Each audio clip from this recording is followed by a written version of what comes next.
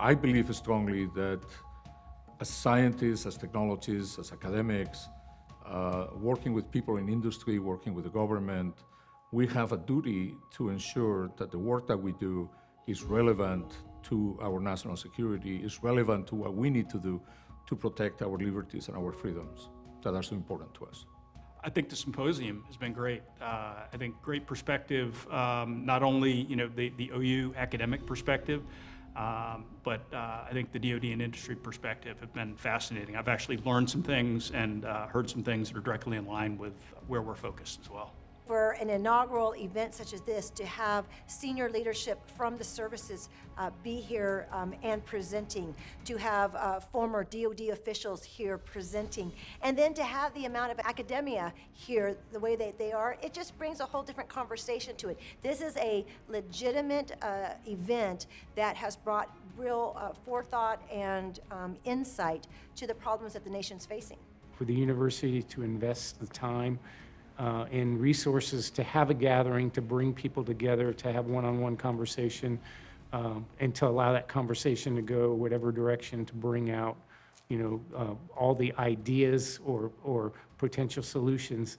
You can't do that over virtual means or over email. What I think is really unique about what's happening here with the defense industry and OU is this collaboration. You don't often see that in other places across the country, and I think one of the things that Oklahoma benefits from is its huge support of military, whether it's service members or vets. The Oklahoma Aerospace and Defense Innovation Institute has 4 major areas of focus. The first, Radar Innovations, builds on the existing Advanced Radar Research Center here at OU that has about 17 years of experience working weather and defense-related radar.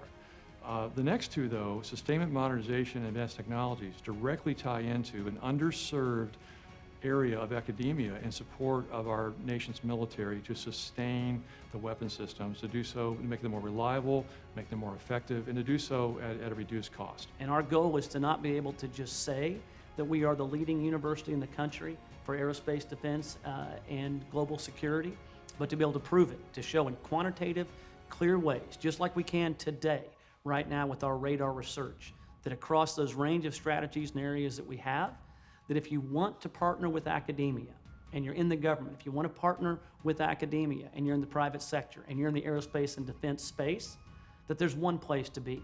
And it's the same place a student goes that wants to prosper and flourish in this area, and that's at the University of Oklahoma.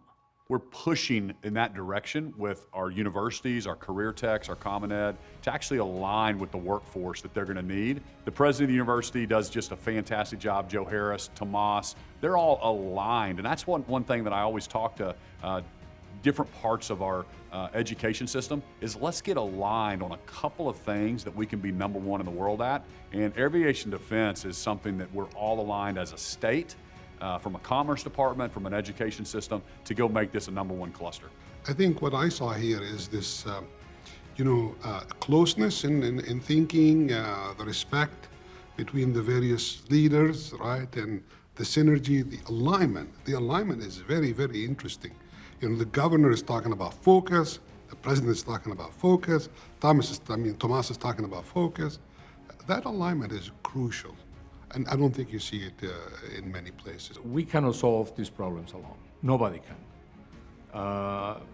We have to partner. We have to be open for business. As President Harris said earlier today, we're a university that is open for business, is open for partnerships with the private sector, with the federal government, with philanthropies, with individuals. Oklahoma, I think, has existing infrastructure right now in terms of a lot of DoD installations, but it also has a workforce and it has a government that's interested in developing the workforce of the future.